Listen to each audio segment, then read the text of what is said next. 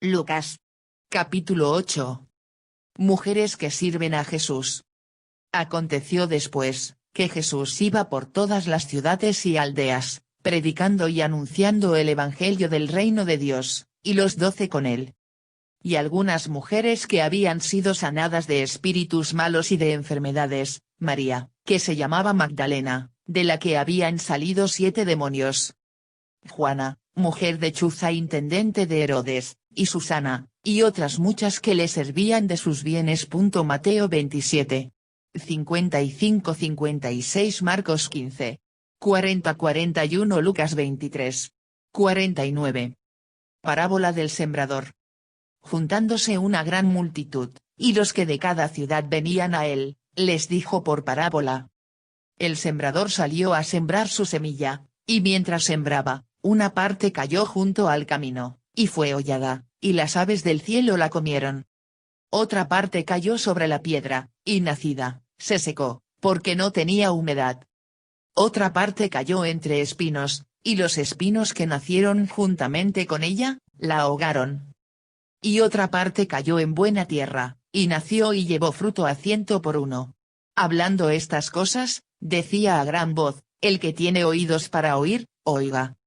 Y sus discípulos le preguntaron, diciendo, ¿qué significa esta parábola? Y él dijo, a vosotros os es dado conocer los misterios del reino de Dios, pero a los otros por parábolas, para que viendo no vean, y oyendo no entiendan. Esta es, pues, la parábola, la semilla es la palabra de Dios. Y los de junto al camino son los que oyen, y luego viene el diablo y quita de su corazón la palabra, para que no crean y se salven. Los de sobre la piedra son los que habiendo oído, reciben la palabra con gozo, pero estos no tienen raíces, creen por algún tiempo, y en el tiempo de la prueba se apartan. La que cayó entre espinos, estos son los que oyen, pero yéndose, son ahogados por los afanes y las riquezas y los placeres de la vida, y no llevan fruto. Mas la que cayó en buena tierra, estos son los que con corazón bueno y recto retienen la palabra oída, y dan fruto con perseverancia. Nada oculto que no haya de ser manifestado. Nadie que enciende una luz la cubre con una vasija, ni la pone debajo de la cama, sino que la pone en un candelero para que los que entran vean la luz. Porque nada hay oculto, que no haya de ser manifestado, ni escondido, que no haya de ser conocido, y de salir a luz. Mateo 10. 26 Lucas 12. 2. Mirad, pues, cómo oís, porque a todo el que tiene, se le dará, y a todo el que no tiene, aun lo que piensa tener se le quitará. Mateo 25. 29 Lucas 19. 26. La madre y los hermanos de Jesús. Entonces su madre y sus hermanos vinieron a él, pero no podían llegar hasta él por causa de la multitud. Y se le avisó, diciendo, tu madre y tus hermanos están fuera y quieren verte. Él entonces respondiendo, les dijo, mi madre y mis hermanos son los que oyen la palabra de Dios, y la hacen. Marcos y Mateo hablan en sus evangelios de los hermanos y hermanas de Jesús. Incluso dan los nombres de 4 de estos hermanos, Simón, José, Judas y Santiago, también llamado Jacobo. La palabra griega empleada por los evangelistas es hermano, una traducción literal del arameo. Pero, en la lengua de Jesús hermano sirve también para designar a parientes más lejanos, sobrinos, primos segundos, etc. Tan es así que cuando el Evangelio de Juan quiere decir que Pedro era hermano de Andrés hijo de los mismos padres lo especifica añadiendo a hermano la palabra carnal, para que no quede duda del parentesco. Una cantidad de datos de los evangelios y la tradición cristiana, de forma unánime, han transmitido que Jesús era el hijo único de María. La familia era la base de la sociedad judía, una institución de grandísima importancia para el pueblo de Israel. Abundaban los núcleos familiares numerosos, porque se tenían muchos hijos y porque en un mismo espacio convivían varias generaciones. El varón era el jefe indiscutible. Los parientes estaban obligados a ayudarse, los vínculos familiares eran muy fuertes y duraban toda la vida. La veneración y el respeto que los hijos debían a sus padres pertenecían a la tradición más arraigada en el pueblo. En su tiempo, Resultó novedoso que Jesús antepusiera el compromiso con la justicia a los vínculos familiares. Jesús calma la tempestad. Aconteció un día, que entró en una barca con sus discípulos, y les dijo, pasemos al otro lado del lago. Y partieron. Pero mientras navegaban, él se durmió. Y se desencadenó una tempestad de viento en el lago, y se anegaban y peligraban. Y vinieron a él y le despertaron, diciendo, Maestro, Maestro, que perecemos. Despertando él, reprendió al viento y a las olas, y cesaron, y se hizo bonanza. Y les dijo, ¿dónde está vuestra fe? Y atemorizados, se maravillaban, y se decían unos a otros, ¿quién es este, que aun a los vientos y a las aguas manda, y le obedecen? La geografía del lago de Galilea, flanqueado al norte por el cauce del Jordán y por altas montañas, facilita la formación en sus aguas de aparatosas y sorpresivas tormentas, con vientos huracanados y olas de gran altura. En los evangelios se narran 6 milagros de Jesús sobre la naturaleza. El signo que Jesús habría realizado en estas ocasiones, no fue la curación de una persona, sino una acción sobre los elementos físicos. En uno de estos relatos, Jesús calma una tempestad con solo alzar la voz. En estos textos, los evangelistas elaboraron esquemas de catequesis para transmitir ideas teológicas. En el relato de la tempestad calmada, parten de la mentalidad israelita, que veía en el mar el lago de Tiberíades. Se consideraba mar el lugar donde estaban escondidos los espíritus malignos, los demonios, las fuerzas ocultas que representan un peligro para los seres humanos. El hecho de que Jesús calmara las olas era un signo del poder que Dios le había dado, una forma de proclamar que era el Mesías. El endemoniado gadareno. Y arribaron a la tierra de los Gadarenos, que está en la ribera opuesta a Galilea. Al llegar él a tierra, vino a su encuentro un hombre de la ciudad, endemoniado desde hacía mucho tiempo, y no vestía ropa, ni moraba en casa, sino en los sepulcros. Este, al ver a Jesús, lanzó un gran grito, y postrándose a sus pies exclamó a gran voz, ¿qué tienes conmigo, Jesús, Hijo del Dios Altísimo? Te ruego que no me atormentes. Porque mandaba al espíritu inmundo que saliese del hombre, pues hacía mucho tiempo que se había apoderado de él, y le ataban con cadenas y grillos, pero rompiendo las cadenas, era impelido por el demonio a los desiertos. Y le preguntó Jesús, diciendo, ¿cómo te llamas? Y él dijo, Legión. Porque muchos demonios habían entrado en él. Y le rogaban que no los mandase ir al abismo. Había allí un hato de muchos cerdos que pacían en el monte, y le rogaron que los dejase entrar en ellos, y les dio permiso. Y los demonios, salidos del hombre, entraron en los cerdos, y el hato se precipitó por un despeñadero al lago, y se ahogó. Y los que apacentaban los cerdos, cuando vieron lo que había acontecido, huyeron, y yendo dieron aviso en la ciudad y por los campos. Y salieron a ver lo que había sucedido, y vinieron a Jesús. Y hallaron al hombre de quien habían salido los demonios, sentado a los pies de Jesús, vestido, y en su cabal juicio, y tuvieron miedo. Y los que lo habían visto, les contaron cómo había sido salvado el endemoniado. Entonces toda la multitud de la región alrededor de los Gadarenos le rogó que se marchase de ellos, pues tenían gran temor. Y Jesús, entrando en la barca, se volvió. Y el hombre de quien habían salido los demonios le rogaba que le dejase estar con él, pero Jesús le despidió, diciendo: Vuélvete a tu casa, y cuenta cuán grandes cosas ha hecho Dios contigo. Y él se fue, publicando por toda la ciudad cuán grandes cosas había hecho Jesús con él. Gerasa era una ciudad situada en la orilla oriental del lago de Galilea.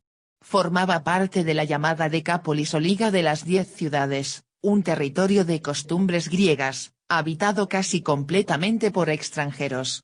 Por esto, los israelitas la consideraban zona pagana, tierra de gentiles.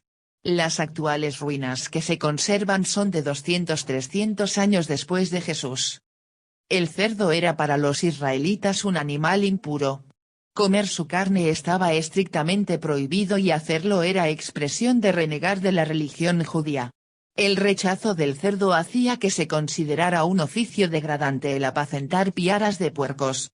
En un lugar como Gerasa, territorio extranjero habitado por no judíos, no existían estos escrúpulos religiosos. La narración de la curación del endemoniado de Gerasa es un caso típico de relato en el que se ha adornado la historia para hacerla más espectacular, más dramática. Con el correr del tiempo, los hechos que impresionan a la gente se van aumentando y exagerando cuando se vuelven a contar, haciéndolos cada vez más maravillosos. Seguramente detrás de los cientos de cerdos que se precipitaron en el mar llenos de demonios, tal como cuentan los evangelios, hay muchas leyendas populares que corrieron de boca en boca y que después los evangelistas, sin posibilidad de comprobarlas ni preocuparse mucho por ello, pusieron por escrito para sacar de ellas un mensaje religioso. La hija de Jairo, y la mujer que tocó el manto de Jesús. Cuando volvió Jesús, le recibió la multitud con gozo, porque todos le esperaban. Entonces vino un varón llamado Jairo, que era principal de la sinagoga, y postrándose a los pies de Jesús, le rogaba que entrase en su casa. Porque tenía una hija única, como de 12 años, que se estaba muriendo. Y mientras iba, la multitud le oprimía. Pero una mujer que padecía de flujo de sangre desde hacía 12 años, y que había gastado en médicos todo cuanto tenía, y por ninguno había podido ser curada. Se le acercó por detrás y tocó el borde de su manto, y al instante se detuvo el flujo de su sangre. Entonces Jesús dijo, ¿quién es el que me ha tocado? Y negando todos, dijo Pedro y los que con él estaban, Maestro, la multitud te aprieta y oprime, y dices, ¿quién es el que me ha tocado? Pero Jesús dijo, alguien me ha tocado, porque yo he conocido que ha salido poder de mí. Entonces, cuando la mujer vio que no había quedado oculta, vino temblando, y postrándose a sus pies, le declaró delante de todo el pueblo por qué causa le había tocado, y cómo al instante había sido sanada. Y él le dijo, hija, tu fe te ha salvado, ve en paz. Estaba hablando aún, cuando vino uno de casa del principal de la sinagoga a decirle, tu hija ha muerto, no molestes más al maestro. Oyéndolo Jesús, le respondió, no temas, cree solamente, y serás salva. Entrando en la casa, no dejó entrar a nadie consigo, sino a Pedro, a Jacobo, a Juan, y al padre y a la madre de la niña. Y lloraban todos y hacían lamentación por ella. Pero él dijo, no lloréis, no está muerta, sino que duerme. Y se burlaban de él, sabiendo que estaba muerta. Mas él, tomándola de la mano, clamó diciendo, muchacha, levántate. Entonces su espíritu volvió, e inmediatamente se levantó, y él mandó que se le diese de comer. Y sus padres estaban atónitos, pero Jesús les mandó que a nadie dijesen lo que había sucedido. El Evangelio relata el caso de una mujer curada por Jesús a la que llama hemorroísa. Los males de esta mujer eran la menorragia, una menstruación irregular, que le hacía padecer un continuo flujo de sangre. Aparte de las incomodidades y debilitamiento que produce una dolencia así, esta mujer era permanentemente impura, ya que durante los días de su menstruación cualquier mujer era considerada impura, Levítico 15, 19-30. El caso de esta mujer era de extrema marginación social, por ser mujer, por su enfermedad, por su esterilidad y por su soledad. En las leyes civiles y religiosas y en las costumbres de Israel, la mujer era considerada como un ser inferior al hombre. Las leyes civiles la asimilaban al esclavo y al niño menor de edad ya que, como ellos, debía tener a un varón como dueño. Su testimonio no era válido en un juicio, pues se la consideraba mentirosa. En el plano religioso también estaba marginada. No podía leer las escrituras en la sinagoga, no bendecía la mesa. El mismo lenguaje era discriminador, las palabras hebreas piadoso, justo y santo no tienen femenino. Se suponía que una mujer nunca podía ser lo que estas palabras indican. Existía una oración que se recomendaba rezar todos los días a los varones, alabado sea Dios por no haberme hecho mujer. La exclusión de la mujer de la vida social era mucho mayor entre las clases altas y en las ciudades grandes, que en el campo y pueblos pequeños. La escasa importancia que se daba a la mujer se le concedía exclusivamente por su habilidad en los oficios de la casa. Se la apreciaba fundamentalmente por su fecundidad. Una mujer incapaz de tener hijos apenas valía nada. En este contexto, se apreciaba más dar a luz un varón que una niña. El nacimiento de una niña producía en ocasiones indiferencia o tristeza. Desdichado aquel cuyos hijos son niñas, afirmaba un dicho popular. En la balanza de Dios no existe diferencia de sexos. Hombre y mujer valen lo mismo. El Evangelio es feminista al reivindicar la igualdad fundamental de la mujer respecto al hombre y la igual dignidad de ambos ante Dios, Gálatas 3, 28. Este fue uno de los aspectos más revolucionarios del mensaje de Jesús. Solo teniendo en cuenta el arraigado machismo de la sociedad de su tiempo se logra dimensionar la sorpresa que tuvo que causar la actitud de Jesús hacia las mujeres. Los fariseos no eran solamente hombres de la clase alta. Abundaban entre la clase media y los había también entre las clases más sencillas. Con sus enseñanzas, los fariseos habían ganado muchos adeptos entre la población rural. Lo que los caracterizaba a todos era la soberbia con la que se creían la comunidad de los elegidos de Dios por cumplir escrupulosamente las leyes y las costumbres religiosas. Por eso despreciaban a los inmorales y los consideraban malditos de Dios. A lo largo de todo el Evangelio Jesús les echó en cara su hipocresía. Un viejo proverbio de los rabinos en tiempos de Jesús decía, no debe hablarse mucho con una mujer en la calle. No solo con una prostituta que ya era el colmo, sino con cualquier mujer. Jesús rompió en multitud de ocasiones las costumbres de su pueblo con respecto a la relación con las mujeres. Y dentro de esta libertad suya frente a las tradiciones, trató con especial preferencia a las malas mujeres, con lo que escandalizó profundamente a las buenas mujeres y hombres de su tiempo.